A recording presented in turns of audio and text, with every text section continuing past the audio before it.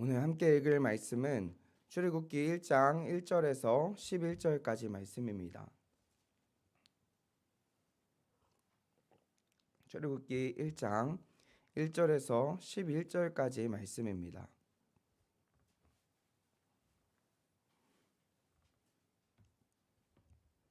출애굽기 1장 1절부터 11절까지 우리 한 목소리로 함께 읽도록 하겠습니다. 야곱과 함께 각각 자기 가족을 데리고 애굽에 이른 이스라엘 아들들의 이름을 이러하니 르우벤과 시므온과 레위와 유다와 이사갈과 스불론과 베냐민과 단과 납달리와 갓과 아세리요. 야곱의 허리에서 나온 사람이 모두 70이요 요셉은 애굽에 있었더라. 요셉과 그의 모든 형제와 그 시대의 사람은 다 죽었고 이스라엘 자손은 생육하고 불어나 번성하고 매우 강하여 온 땅에 가득하게 되었더라.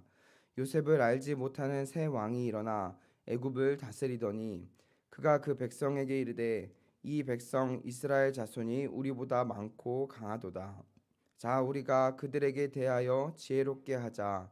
두렵건대 그들이 더 많게 되면 전쟁이 일어날 때에 우리 대적과 합하여 우리와 싸우고 이 땅에서 나갈까 하노라 하고 감독들을 그들 위에 세우고 그들에게 무거운 짐을 괴롭게 하여 그들에게 바로를 위하여 국고성 비돔과 람셋을 건축하게 하니라.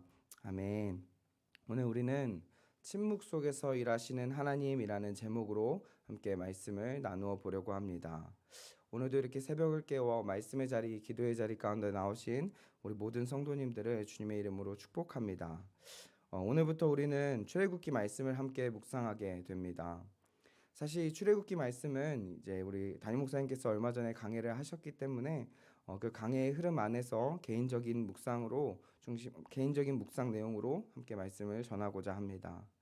먼저 출애굽기는 성경 66권 중에서도 참 중요한 말씀이라고 이야기를 할 수 있습니다. 왜냐하면 하나님께서 선택하신 이 이스라엘 백성들이 한 민족으로서의 정체성을 가지고 본격적으로 시작되는 말씀이 이 출애굽기 말씀이기 때문에 그렇습니다. 사실 창세기부터 이미 하나님께서는 이스라엘 백성들을 선택하셨고 또 그들을 통해서 하나님의 백성으로 만들어가겠다고 약속하셨지만 창세기에서는 한 개인의 인생에 불과했다면 출애굽기에 넘어와서는 하나의 민족적인 정체성을 가지고 시작을 하기 때문에 이 출애굽기 말씀은 하나님의 구속 사역을 이해하는 감에 있어서 너무나도 중요하다라고 이야기할 수 있는 것입니다. 그래서 이 창세기와 출애굽기 말씀은 하나의 연결된 책이라고 봐도 무관하다라고 이야기를 할 수 있는데 실제로 오늘 우리가 함께 읽은 이 출애굽기 1장 1절 말씀을 원래 쓰여진 성경으로 보게 되면 개역개정 성경에서는 생략된 단어가 하나 있습니다. 그 단어는 그리고라는 단어입니다. 즉 개역개정에서의 출애굽기 1장 1절 말씀을 보면 야곱과라고 시작을 하고 있는데 원래는 그리고라는 단어가 먼저 나오고 이 출애굽기 1장 1절 말씀이 시작된다라는 것입니다. 여러분들 이 그리고라는 단어는 접속사입니다. 이것이 무엇을 의미합니까? 창세기와 출애굽기는 끊어진 책이 아니라 연결되고 있는 책이다라는 것을 의미합니다. 그런데 여기서 우리가 주목해야 할 것은 하나 있습니다.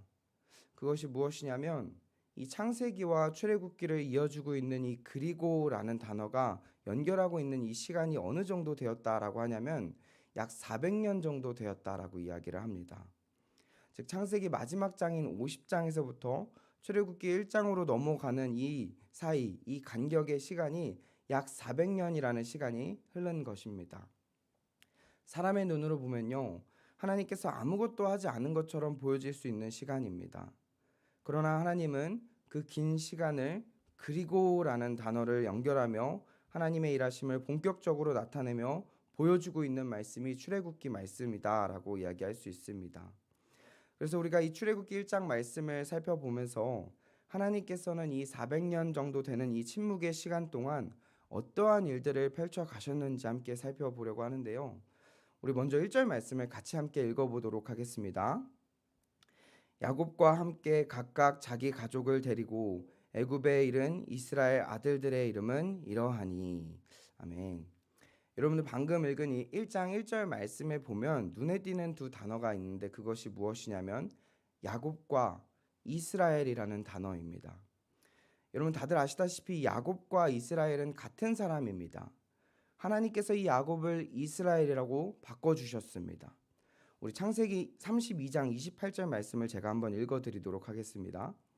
그가 이르되 내 이름을 다시는 야곱이라 부를 것이 아니요 이스라엘이라 부를 것이니 이는 내가 하나님과 및 사람들과 겨루어 이겼음이니라. 여러분 방금 읽은 이 창세기 말씀에 보면 야복나루에서 하나님과 홀로 독대하며 씨름하였던 이 야곱의 이름을 하나님께서는 이스라엘이라는 이름으로 바꿔주셨습니다. 즉 뒤꿈치를 잡는 자, 도망자의 인생을 살아가던 이 야곱을 하나님의 다스림과 통치를 의미하는 이스라엘로 바꿔주신 것입니다. 이러한 맥락 안에서 우리 본문 말씀 1장 1절을 다시 한번 살펴보면 야곱과 함께 각각 자기 가족을 데리고 애굽에 이른 이스라엘 아들들의 이름은 이러하니 라고 이야기하는데 시작은 야곱으로 시작했지만 애굽에 이른 다음에는 이스라엘이라고 바뀌고 있습니다. 이 한 절 안에서 같은 사람의 이름을 이렇게 다르게 부르고 있다라는 것은 하나님께서 의도적으로 이 말씀을 통해서 이야기하고 싶은 것이 있는 것입니다. 그것이 무엇이냐면 이 야곱이라는 사람은 한 사람의 개인의 이름을 의미하지만 이스라엘이라는 이름은 분의 이스라엘이라 해서 민족적 의미를 지니고 있다라는 것입니다. 즉 하나님께서는 이 400년의 가량의 시간을 침묵한 것 같아 보이지만 창세기 말씀을 통해서 내가 너로 큰 민족을 이루고 복을 주겠다라고 말씀하신 그 하나님의 언약의 말씀을 성취해 가고 있었다라는 것을 발견할 수 있는 것입니다. 그래서 오늘 본문 말씀인 이 출애굽기 1장 5절부터 7절까지 말씀해 보면 야곱의 허리에서 나온 사람이 모두 70이요 요셉은 애굽에 있었더라. 요셉과 그의 모든 형제와 그 시대 사람들은 다 죽었고 이스라엘 자손은 생육하고 불어나 번성하고 매우 강하여 온 땅에 가득하게 되었더라 라고 말씀하고 있는 것입니다. 여러분들 인간의 눈으로 볼 때는 하나님께서 이 400년의 시간을 침묵한 것 같아 보이지만 야곱 한 개인의 가정, 즉 70명으로 시작한 이 야곱의 가족들이 하나님의 놀라우신 섭리 가운데 200만 명이 넘는 한 민족으로서 세워지고 있었음을 보여주고 있는 것입니다. 자, 그리고 나서 이어지는 오늘 말씀인 이 8절 말씀부터 11절까지 말씀에 보게 되면 앞으로 이러한 이스라엘 백성들에게 어떠한 일들이 펼쳐지게 될지를 우리가 볼 수 있는데요. 우리 8절 말씀을 같이 함께 읽어봤으면 좋겠습니다. 8절 말씀입니다. 시작. 요셉을 알지 못하는 새 왕이 일어나 애굽을 다스리더니. 여러분 방금 읽은 말씀에 보니까 요셉을 알지 못하는 새 왕이 일어났다라고 이야기를 하는데 여기서 이야기하는 이 요셉을 알지 못하였다라는 의미는 하나님을 알지 못하고 하나님의 일하심을 경험해 보지 못했던 새로운 왕이 이 애굽에 세워졌다라는 의미입니다. 즉 요셉을 통해서 일하신 그 하나님의 놀라우신 기적들을 들어보지 못하고 경험해 보지 못한 새로운 왕이 이 애굽의 왕으로 세워졌다라는 것인데 여러분들 이 말씀의 의미는 앞으로 이 이스라엘 백성들에게 어떤 일들이 펼쳐지게 된다라고 볼 수 있는 것입니까? 이제부터 고생 시작이다라는 것입니다. 즉 하나님의 은혜로 생육하고 번성하고 강해져 가고 있었던 이 이스라엘 백성들에게 고난과 고통이 찾아올 것이다라는 것을 암시해주고 있는 것입니다. 그리고 실제로 10절부터 11절까지 말씀해 보면 뭐라고 합니까? 우리 같이 함께 10절과 11절 말씀을 읽어보도록 하겠습니다. 자, 우리가 그들에게 대하여 지혜롭게 하자. 두렵건대 그들이 더 많게 되면 전쟁이 일어날 때에 우리 대적과 합하여 우리와 싸우고 이 땅에서 나갈까 하노라 하고 감독들을 그들 위에 세우고 그들에게 무거운 짐을 지워 괴롭게 하고 그들에게 바로를 위하여 국고성 비돔과 람셋을 건축하게 하니라. 여러분들 이 하나님을 알지 못하고 새롭게 세워진 이 애굽 왕은요, 하나님의 은혜를 잊고 번성하고 있었던 이 이스라엘 백성들이 두려웠던 것입니다.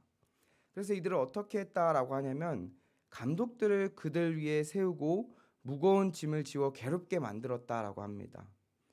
이게 어떤 의미입니까? 이 이스라엘 백성들을 노예로 만들었다라는 것입니다. 여러분 그렇다면요, 과연 이런 노예가 돼버린 이스라엘 백성들의 입장은 어떤 마음이 들었겠습니까? 하나님께서 이 이스라엘 백성들을 애굽 땅에 보내셨습니다. 한창 하나님의 은혜로 번성해 가고 강해져 가고 있었는데 노예 생활을 하게 된다라고 하면 어떤 마음이 들겠습니까? 너무나도 속상하지 않겠습니까? 하나님이 보내셔놓고 왜 이렇게 노예로 만들어서 고생을 시키는 것일까 하는 의문도 들 수 있을 것 같습니다. 여러분, 그런데 중요한 것은요, 이것마저도 하나님의 섭리였다라는 것입니다. 하나님께서는 그냥 이스라엘 민족들을 번성하게 하시고 이들을 한 민족으로 만들어 가신 다음에 그냥 아무런 그냥 일 없이 승승장구하며 행복하게 살아가는 것이 이것이 하나님의 뜻이 아니었기 때문입니다. 이러한 과정들을 통해서 노예로부터 시작하여서 이제 출애굽기 말씀을 앞으로 쭉 살펴보게 될 텐데 계속해서 이러한 이스라엘 백성들을 통해서 하나님의 일하심을 보게 될 것입니다. 이들을 통해서 일하시는 하나님의 놀라운 섭리를 발견하게 될 것입니다. 그래서 저는 오늘 말씀을 정리하면서 오늘 말씀을 통해서 하나님께서 우리에게 말씀하고자 하시는 무엇을 말씀하고자 하시는지에 대해서 두 가지로 좀 이야기를 해보려고 하는데요. 첫 번째입니다. 첫 번째는 침묵과 환난 속에서도 여전히 일하시는 하나님을 신뢰하며 나아가자라는 것입니다. 여러분, 창세기와 출애굽기 사이에는 400년 정도라는 기간 동안 하나님이 아무것도 하지 않은 것 같아 보였지만 아브라함과 야곱에게 약속하신 그 하나님의 언약을 이루어가고 계셨다라고 이야기했습니다. 여러분들, 그런데 이뿐만 아니라 이 성경에 보면요, 하나님께서 침묵하신 시간들이 또 한 군데 등장하는데 그게 어디냐면요, 이 구약과 신약으로 넘어가는 그 시간입니다. 이것을 우리가 신구약 중간기라고 이야기를 하는데 그때도 마찬가지로 하나님께서는요 약 400년 동안을 침묵하셨습니다. 그런데 이때도 하나님께서는 보이지 않는 곳곳에서 일하고 계셨습니다. 간단하게 이야기를 하자면 헬라어가 공용으로 사용되었고 또 로마로 통하는 도로가 건설되었고 또 메시아를 기다리는 사람들이 너무 많아지게 되었습니다. 이와 같이 하나님은 침묵하시는 것 같아 보이지만 여전히 우리를 위해서 일하고 계시는 분이다라는 것입니다. 사랑하는 우리 평화교회 성도님들, 우리의 삶도 마찬가지로 뭔가 하나님이 일하심이 보이지 않는 것 같고 홀로 남겨진 것 같고 응답이 없어서 하나님이 침묵하시는 것 같아 보이지만 여전히 하나님께서는 우리의 삶을 인도하고 계시고 이끌어가고 계신다라는 것입니다. 이런 놀라운 하나님의 섭리를 믿음으로 신뢰하며 나아가는 우리 모든 성도님들 되길 소망합니다. 두 번째입니다. 우리가 하나님을 알기 위해 힘쓰는 자가 되어야 한다라는 것입니다. 하나님을 알기에 힘쓰는 자가 되어야 합니다. 우리 오늘 말씀에 보면 8절에 요셉을 알지 못하는 새 왕이 일어났다라고 이야기를 했는데 이 요셉을 알지 못하는 자는 하나님을 알지 못하는 자다라고 말씀드렸습니다. 그런데 이 하나님을 알지 못하는 자의 특징은 무엇이냐면 자신을 높이려고 한다라는 것입니다.